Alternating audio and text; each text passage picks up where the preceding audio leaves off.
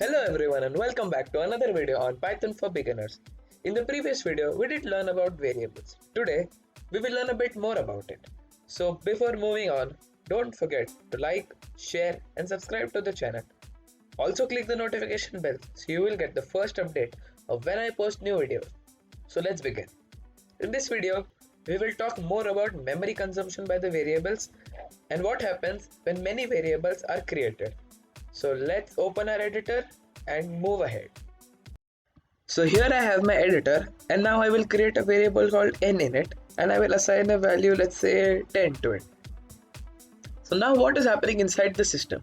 Let's say a box is created with the name n and it stores a value 10.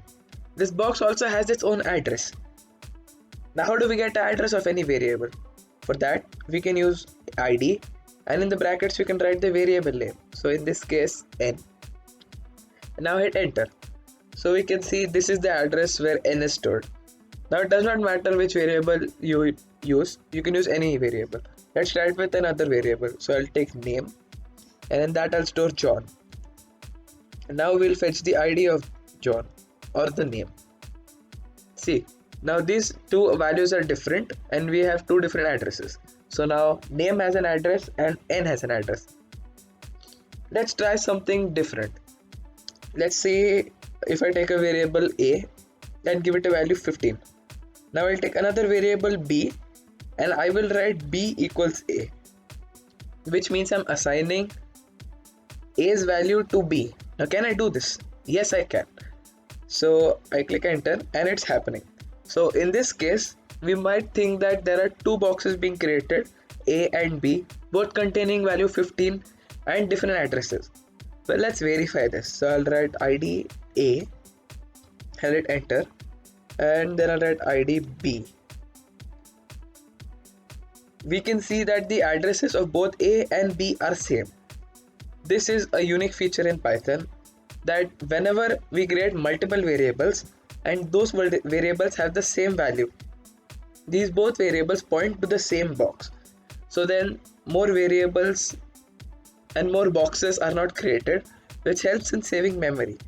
Now if I make a new variable called c and let's say I give it the value 15 and then I try to find the ID of c, it's going to be same as a and b.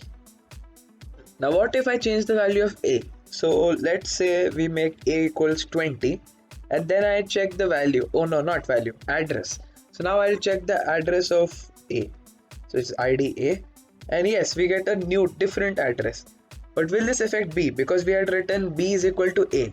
Let's check that out. So if I write id b and no, it does not affect it. It still points to 15.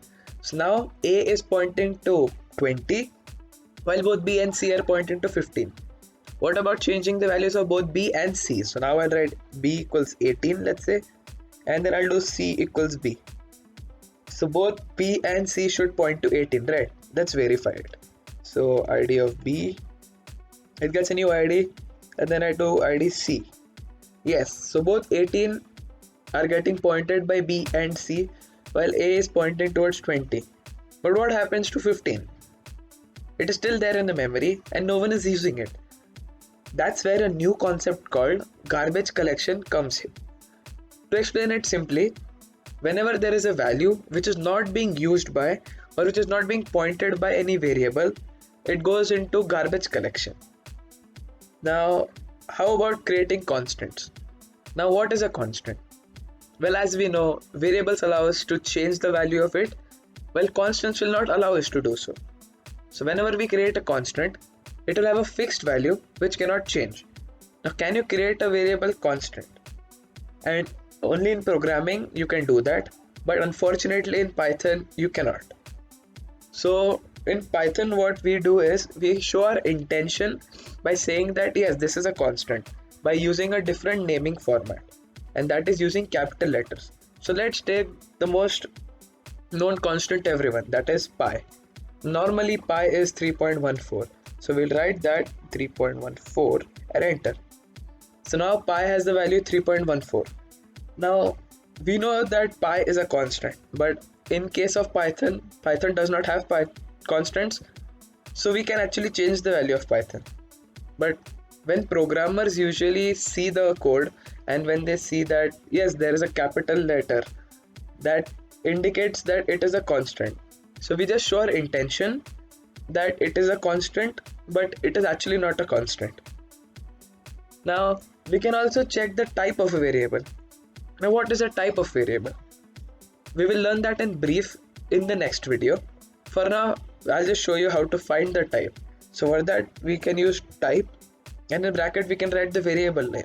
So let's check the type of Python. And yes, we get class float. Let's do it with A, B, C. Or let's do it with only A, because A, B, C are basically numbers. So yeah, Py has a class float, while A is from the class int. So I guess guys, that is it for today. For some more understanding on variables, I guess, if you like the video, do not forget to like, share and subscribe.